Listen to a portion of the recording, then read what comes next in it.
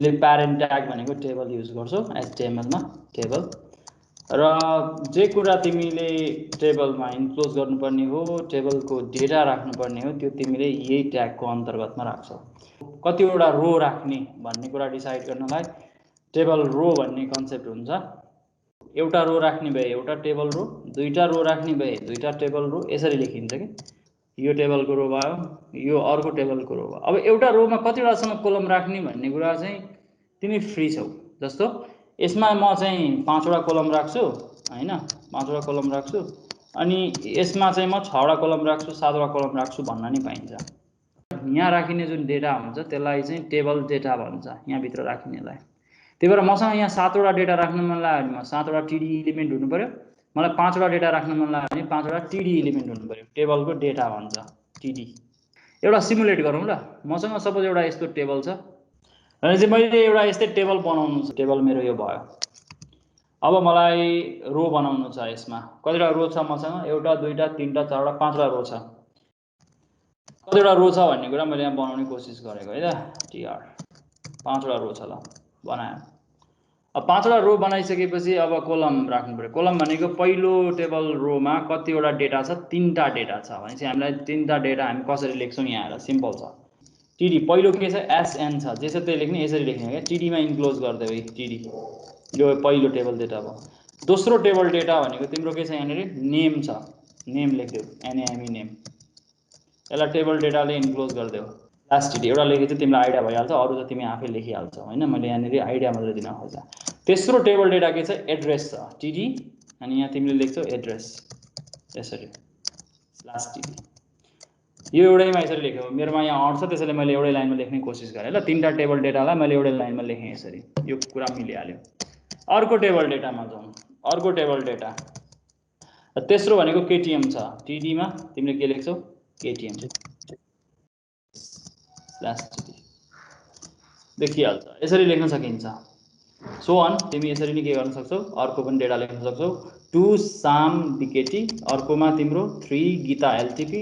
अर्कोमा तिम्रो 4 सीता बीआरटी यसरी हामी टेबल बनाउन सकिन्छ यो पेजमा हामीले रेन्डर गरेर हेर्यौ भने हामीले पेज देखिया टेबल बनाउँछु म यहाँ एउटा टेबल टेबल टेबल टेबल यसको इन्क्लोज गर्ने टेबल यहाँ बनाउँ टेबल अनि यो टीआर कतिवटा टीआर चाहियो तिमीलाई त्यो टीआर तिमीले यहाँ बनाउँछौ ठीक छ अनि तिमीलाई कतिवटा टेबल डेटा चाहिएको हो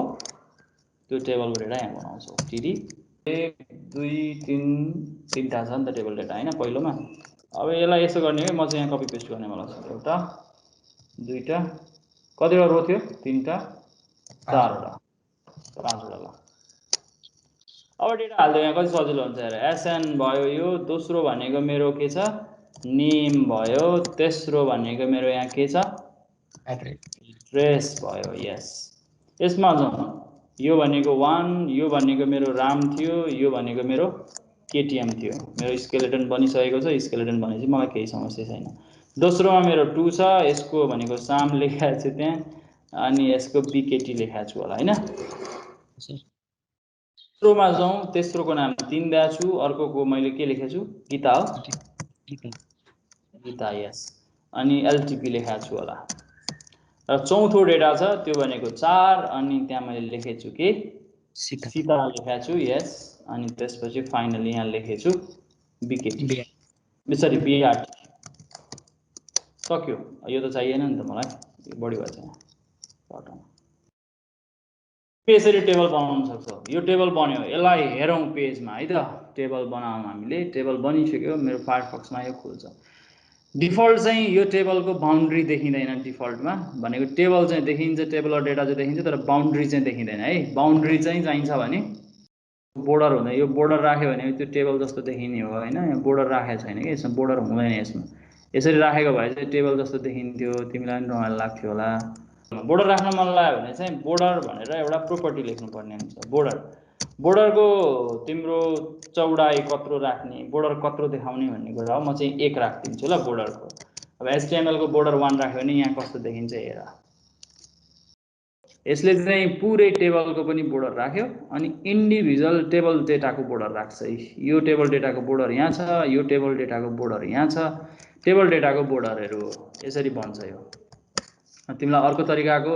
बोर्डर राख्न मन लाग्यो भने पछि CSS बाट डिल गर्न सकिन्छ। अब अहिले चाहिँ टेबलमा बोर्डर राख्दाखेरि हामी यसरी बोर्डर राख्न सक्छौँ। यो चाहिँ भयो टेबल बनाउने तरिका। टेबल यसरी बनाउन सकिन्छ। कतिवटा रो चाहियो, कतिवटा कलम चाहियो, फरक फरक डेटा राख्न सकिन्छ। जस्तो कि मलाई अर्को पनि टेबल डेटा राख्न मन लाग्यो भने म अर्को पनि टेबल डेटा राख्न सक्छु। जस्तो कि मलाई यहाँनिर यो मान्छेको मलाई चाहिँ एड्रेस एलटिपीले मात्रै पुगेन, मलाई ल चापागाउँ पनि लेख्न मन लाग्यो होइन। एड्रेसमा मलाई त्यसको गाउँको नाम पनि लेख्न मन लाग्यो, चापागाउँ लेख्ने। अब यो कन्टेन्ट यहाँ देखिन्छ हेर। माथि पनि मैले चाहिँ यसमा पनि हेडिङ थप्दा पनि हुन्छ त्यहाँनिर। जस्तो कि एड्रेसको ठाउँमा एड्रेस 1 भने होइन, एड्रेस 1 पनि भनेर यहाँनिर अर्को नाम दिएँ। म यसरी भन्न सक्छु होइन हेडिङ। अब कसैको हुनसक्छ, कसैको नहुन पनि सक्छ। अब यो नराम्रो देखियो नि त होइन, यसको एड्रेस 1 रहेनछ, यसको नराम्रो देखियो भने यो केटिएमलाई नै पुरै केटिएमलाई नै यहाँसम्म एक्सटेन्ड गर्न पाए कस्तो राम्रो देखिन्थ्यो होला। यो भनेको यो पुरै लामो कोठा तान्न पाएको कति राम्रो हुन्थ्यो होला। यो कामलाई चाहिँ के भन्छ भने HTML-मा कोलमलाई स्पान गरेको भन्छ क्या, कोल स्पान भन्छ यो कामलाई चाहिँ। यो कोलमलाई बढाएर यो कोलमसम्म लिएर आउने काम भने कोल स्पान हो भन्छ। त्यसैले यो केटिएमलाई मलाई यसरी एक्सटेन्ड गर्न मन लाग्यो भने गर्न पाउँछु। जहाँनिर कम छ कोलम त्यसमा मैले थप्न मन लाग्यो भने म यसमा के गर्न सक्छु, यो टेबल डेटालाई स्पान गर्न सक्छु। यसको कोलमले लिने ठाउँ चाहिँ ओगट, दुईटा ओगट है। अब एउटा मात्रै नओगट है, डिफल्ट चाहिँ एउटा ठाउँ ओगट छ, त्यसले एउटा कोलम ओगट छ। दुईटा कोल स्पान भनेर 2 लेखिदिएँ भने अब यसले दुईटा ओगट छ। यहाँ हेर, मैले यो BKT-मा पनि कोल स्पान लेख्न सक्छु, BRT-मा पनि कोल स्पान लेख्न सक्छु, किनकि तिनीहरूको अरू एड्रेस छैन नि त, छैन। त्यसैले म यसमा कोल स्पान गर्न सक्छु। BRT-मा पनि म कोल स्पान गर्न सक्छु। कोल स्पान भनेको कोलमलाई स्पान गर्ने भनेको कतिवटा कोलमलाई स्पान गर्ने अथवा कतिवटामा जाने अथवा कतिवटा ठाउँ ओगट्ने भनेर बुझ्दा अझ राम्रो हुन्छ जस्तो लाग्छ मलाई। यसरी हामी लेख्न सक्छौँ। BKT-मा लेख्नेको रहन्छ, BKT-मा पनि लेखौँ, हामी यसरी लेख्न सक्छौँ कोल स्पान गरेर। यसरी लेख्यो भने तिम्रो टेबल राम्रो देखिन्छ होइन, अघिको भन्दा त राम्रो देखियो नि त। अब ओभरअल कभर भयो, त्यसले आफ्नो पुरै बाउन्ड्रीलाई कभर गर्यो। त्यहाँ हामी कोल स्पान युज गरेर यसो गर्न सक्छौँ। यसको लागि कोल स्पान लेखे जस्तै यसमा पनि के गर्न सक्छौ, रो स्पान लेख्न सक्छौ। स्पान भनेको तिमीले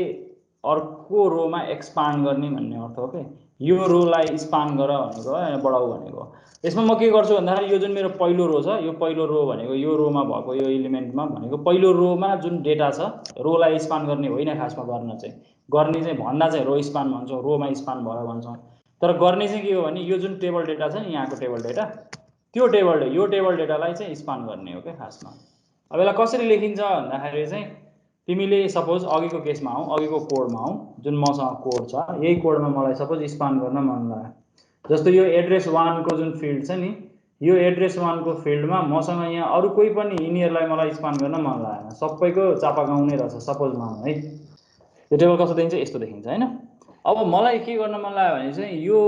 पुरै यहाँ भएको यो जुन पुरै रो छ, यहाँदेखि यहाँसम्मको पुरै रोमा मलाई चापागाउँ राख्न मन लाग्यो पुरै भने मैले यो पहिलो मेरो जुन पहिलो रो छ नि, पहिलो रोको पहिलो डेटा छ नि, यो डेटा एड्रेस 1 को डेटा, यसलाई स्पान गरेर म यो सबैलाई कभर गर्छु भनेको एउटा, दुईटा, तीनटा, चारवटामा म स्पान गर्न पाउँछु। चारवटामा स्पान गरिदिएँ भने मैले यो चापागाउँ माथिको टपमै लेखेर अनि चारवटामा स्पान गरिदिन्छु भनेको यो टिडी म यहाँ लेख्दिनँ। अब यो कहाँ लेख्छु, पहिलोमा लेख्छु, यहाँ है, यहाँ लेख्छु। कस्तो देखिन्छ एकचोटि हेरिहाल फेरि, अनि म स्पान गरेर देखाउँछु तिमीलाई। यहाँ आइपुग्यो। अब यो चापागाउँलाई चाहिँ म तन्काएर यहीँसम्म पुर्याउँछु के, यहीँसम्म मैले लेख्ने भनेको कहाँ भन्दा चापागाउँको अगाडिपट्टि यहाँ आएर लेख्ने हो। यसरी लेख्न मिल्छ यो हो। यसले पुरै कभर गर्यो। अब तिमीलाई कलरफुल बनाउन मन लाग्यो, सपोज मानौँ मलाई यो कोठामा कलर लाउन लाग्यो, मसँग बीजी कलर भन्ने छ क्या, ब्याकग्राउन्ड कलर भन्छ। यो एट्रिब्युट आजभोलि हुन त अब्सोल्युट भइसक्यो, तैपनि अहिलेलाई चाहिँ CSS नपढुन्जेलसम्मलाई प्रयोग गरौँ। बीजी कलर भनेर ब्याकग्राउन्ड कलर राख्न मिल्छ। मलाई रातो कलर राख्दिन मन लाग्यो, ब्याकग्राउन्ड कलर सपोज है यहाँ भने मैले यसरी बीजी कलर लेखेँ भने यो कलर रातो हुन्छ। अब यो जुन माथिको तिमीले हेडिङ छ नि, यसको टेबलको हेडिङ हो नि त यिनीहरू त होइन, SN नेम एड्रेसमा त टेबलको हेडिङ हो नि त। टेबलको हेडिङ त बोल्ड भएर राखेको भए कति राम्रो देखिन्थ्यो होइन। त्यसको लागि हामीसँग स्पेसिफिक ट्यागै छ क्या। यो टेबलको रो जुन हामीले पहिलो जुन हाम्रो टेबलको हेडिङ लेखेको जुन टेबलको रो छ, यसमा लेखिएको टेबल डेटालाई TD नलेखेर हामीले यदि TH लेख्यौँ भने टेबल हेडिङको रूपमा यिनीहरूले काम गर्छ भनेको त्यो अटोमेटिकली तिनीहरूलाई बोल्ड गरिदिने काम गर्छ भनेको जहाँ मैले टिडी लेखेको छु त्यो टिडी नलेखेर म के लेख्छु यो ठाउँमा टीएच लेख्छु टेबल हेडिङ भने खास गर्न खोजेको कन्सेप्ट चाहिँ यो हो टीएच जसले चाहिँ डिफल्ट रूपमा त्यसलाई डिजाइन गर्दाखेरि चाहिँ त्यसले अटोमेटिकली के गरिदिन्छ भन्दाखेरि चाहिँ बोल्ड गरिदिन्छ र यो चाहिँ भिन्न हो है यो चाहिँ मेरो यो रो चाहिँ टेबलको हेडिङ हो भनेर पनि तिमीले भिन्न हो भनेर तिमीले फर्मेट गर्न सक्छौ अब यसलाई हेरौँ त यो कस्तो देखिन्छ अब टेबलमा अर्को कुरा भनेको चाहिँ टेबलमा क्याप्सन भन्ने कुरा हुन्छ त्यो क्याप्सन भन्ने पनि फिल्ड हुन्छ टेबलमा त्यसको लागि चाहिँ टेबलको ठ्याक्कै तल आएर यहाँ क्याप्सन लेख्नुपर्छ यहीँनिर लेख्नुपर्छ क्याप्सन चाहिँ यसमा चाहिँ क्याप्सन भन्ने हामीसँग ट्याग हुन्छ हामी यसरी लेख्न मिल्छ मैले टेबलको नम्बरिङ गर्न चाहेँ टेबल 1 भनेर यसरी लेख्न चाहेँ अहिले चाहिँ मैले यसरी लेख्न चाहेँ ल क्याप्सन डिफल्ट क्याप्सन जहिले पनि कहाँ आउँछ भन्दाखेरि यो टेबलको माथि टपमा आउँछ यो सेन्टर अलाइन भएर आउँछ यसलाई पछि बिहेभियर चेन्ज गर्न सक्छौँ हामी यो क्याप्सनको बिहेभियर चेन्ज गर्न सक्छौँ यो क्याप्सनलाई म यहाँनिर बटममा पनि राख्न सक्छु यो क्याप्सनलाई म लेफ्टमा पनि राख्न पाउँछु यो क्याप्सनलाई म राइटमा पनि राख्न पाउँछु सीएसएसबाट त्यो काम गर्न सकिन्छ अहिलेलाई चाहिँ टेबलमा मैले क्याप्सन राख्न सिकाएँ टेबलमा हेडिङ हुन्छ भन्ने तिमीलाई भने टेबलमा रो स्पान हुन्छ भने मैले टेबलमा कोलस्पान हुन्छ भने मैले टेबलमा कलर राख्न मिल्छ ब्याकग्राउन्ड कलर राख्न मिल्छ भने मैले इन्डिभिजुअल सेलमा राख्ने कि रोमा राख्ने कि भन्ने कुरा तिमीले इन्डिभिजुअल टेबलमा डिसाइड गर्न सक्छौ टेबलको ब्याकग्राउन्ड राख्ने कि अथवा टेबलको डेटाको ब्याकग्राउन्ड राख्ने त्यो डिसाइड गर्न सक्छौ कुनै पनि टेबलमा तिम्रो 3टा सेक्सन्सहरू हुन्छ मुख्य रूपमा यो सेक्सनलाई के भन्छ यो सेक्सनलाई के भन्छ यो सेक्सनलाई के भन्छ टेबलमा तिमीले बनाएको जुनसुकै टेबलमा प्राय सामान्यतया 3टा सेक्सन्सहरू हुन्छ यो सेक्सनलाई टेबलको हेड भन्छ यो सेक्सनलाई टेबलको बडी भन्छ अनि यो सेक्सनलाई टेबलको फुट भन्छ यसरी अर्गनाइज गर्नुको पछाडिको मेन कारण भनेको चाहिँ के हो भने कुनै पनि टेबलमा डेटा राख्दाखेरि ग्रुपिङ गर्नलाई त्यसलाई डिजाइनलाई चाहिँ सहज बनाउनलाई र टेबलमा भएको डेटाहरू चाहिँ सोर्समा पनि जस्तो हामीले एचटीएमएल बनाएको जुन पेज हुन्छ त्यो पेजमै पनि अर्गनाइज देखियोस् भन्नलाई हामी टेबललाई यसरी ग्रुपिङ गर्न सक्छौँ प्यारेन्ट ट्याग त हाम्रो टेबल नै भइहाल्यो टी हेड भनेर हामी एउटा सेक्सन बनाउन सक्छौँ टी हेड एउटा सेक्सन भयो टी फुट भनेर लेखिन्छ टी फुट भनेको फुटर सेक्सन टेबलको फुट सेक्सनलाई हामी यहाँ लेख्छौँ अनि यो फाइनली टेबलको बडी सेक्सन हामी यहाँ लेख्छौँ टेबलको बडी त्यही भएर एचटीएमएलमा लेख्दाखेरि चाहिँ हामी यो स्टाइल फलो गर्छौँ भनेको लेख्दाखेरि चाहिँ हामी टेबल हेड र टेबल फुट सँगै हुन्छ टेबलमा हामीले यसरी ग्रुपिङ गर्न सक्छौँ सब ग्रुप गर्न सक्छौँ र तिनीहरूलाई हामी यसरी लेख्न सक्छौँ भन्ने कुरा टेबलमा छ 3टा सेक्सन चाहिँ म सुरुमा बनाउँछु टेबलको हेड सेक्सन अनि टेबलको बडी सेक्सन र टेबलको फुट सेक्सन म बनाउँछु मैले लेख्दाखेरि चाहिँ अर्डरमा मैले टेबलको फुट दोस्रो अर्डरमा लेख्छु र तेस्रो अर्डर भनेको चाहिँ टेबलको बडी लेखिन्छ है यो टेबलको हेड सेक्सन भयो अब टेबलको फुट सेक्सनमा जाउँ अब लागौँ बडी सेक्सनमा अब म यसलाई कपी पेस्ट गर्छु 4वटा रो छ भने चाहिँ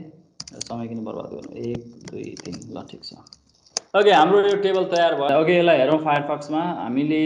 ब्राउजरमा हेरौँ यो कस्तो देखिन्छ भनेर यो जुन हाम्रो 380 जुन देखिरहेको छौँ यो 380 भनेको मैले देखाउँदाखेरि चाहिँ यो पार्टमा यहाँ देखाउँदा राम्रो देखिन्छ यो हैन त्यसैले हामीले यो 380 भनेको चाहिँ यो ठाउँमा देखायो भने चाहिँ राम्रो हुन्छ होला यसलाई यसको सिधा तल र यो टोटल क्वान्टिटीलाई मैले चाहिँ 380 यहाँ देखाउनलाई टोटल क्वान्टिटीलाई मैले एक्सटेन्ड गरेर यो पुरै टोटल क्वान्टिटीले कभर गर्नु राम्रो हुन्छ होला भने चाहिँ यहाँनिर मैले कोलस्पान युज गर्नु राम्रो हुन्छ होला र यो टेबलमा मैले टेबल हेडिङ्स हेडमा अनि त्यसपछि फुटमा मैले टिडी नलेखेर टीएच लेखेको भए राम्रो हुन्थ्यो होला मैले यहाँनिर टीएच लेख्नु राम्रो हुन्थ्यो होला हैन यो लेखेको भए यो राम्रो हुन्थ्यो जस्तो लाग्छ मलाई टीएच यो राम्रो देखिन्थ्यो टीएच टीएच टीएच टीएच हामी यसरी लेख्न सक्थ्यौँ हेड यहाँनिर क्लोज भयो त्यस्तै फुटको पनि यहाँ टीएच लेख्न सकिन्छ यो राम्रो देखाउने कुरा हो त्यहाँ अटोमेटिकली त्यसले कन्टेन्ट अलाइन पनि गरिदियोस् र कन्टेन्ट पनि त्यही अनुसारले डिस्प्ले गरोस् भनेर अब मैले यहाँ कोलस्पान युज गर्नु राम्रो हुन्छ कोलस्पान मैले यहाँ कोलस्पान कतिवटा छ त्यहाँ कोलम 3टालाई कभर गर्नु राम्रो हुन्छ यसरी कभर गर्यो भने मलाई सजिलो हुन्छ हैन हामीले जुन टेबल अघि बनाएको थियौँ त्यो टेबललाई हामी यसरी लेख्यो भने चाहिँ यो चाहिँ अब सेक्सन छुट्टियो के यो खासमा हैन हामी यसरी हेर्न सक्छौँ सेक्सन छुट्टिन्छ भनेर यो काम तिमीले टेबल बनाउन सक्छौ जस्तो लाग्छ मलाई अब यसमा मेरो एकदमै एउटा कमन होमवर्क छ, म जहिले प्राय होमवर्क दिने गर्छु। यो चाहिँ तिमीलाई मैले अहिले दिन आँटेको होमवर्क चाहिँ के भने क्रिएट चेसबोर्ड। तिमीले HTML को टेबल युज गरेर चेसबोर्ड बनाऊ।